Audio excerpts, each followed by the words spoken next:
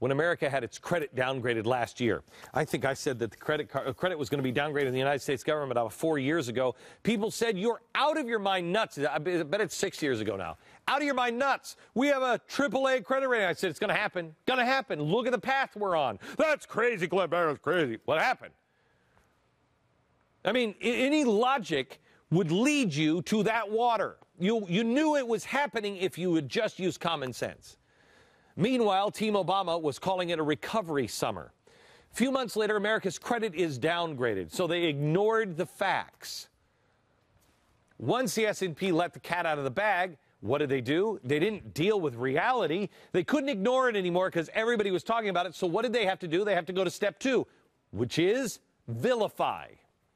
You know, we can debate the strength of the analysis that they did, the history of S&P and so on. They made an egregious analytical error here, but theirs was largely a political analysis, and that's what we should focus on. The fact of the matter is that this is essentially a Tea Party downgrade. The judgment by S&P changed nothing, added nothing to what people know about this country.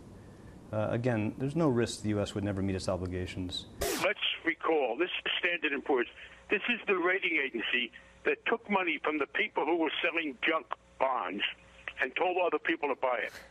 These are the people who have one of the worst records of incompetence and irresponsibility around. We'll get through this. I don't think this is as serious as it could be if the other two rating agencies had downgraded. This is not an issue of credit rating. Right.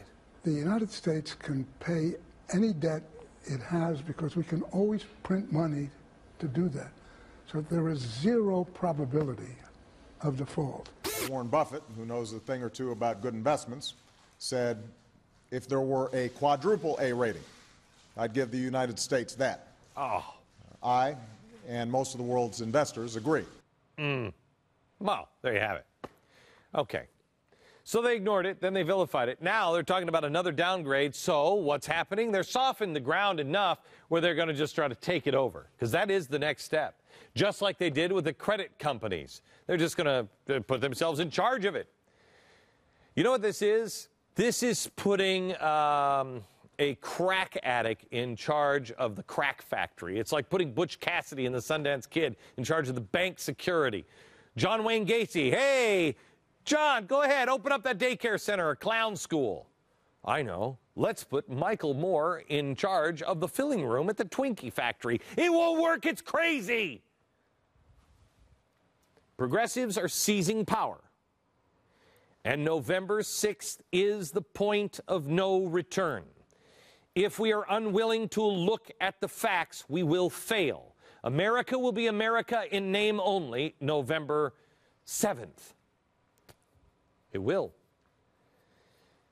We cannot allow them to control our credit cards, our mortgages, our banks, our cars, our energy, our churches, our health care, our food, our businesses, our media. What is it you have left?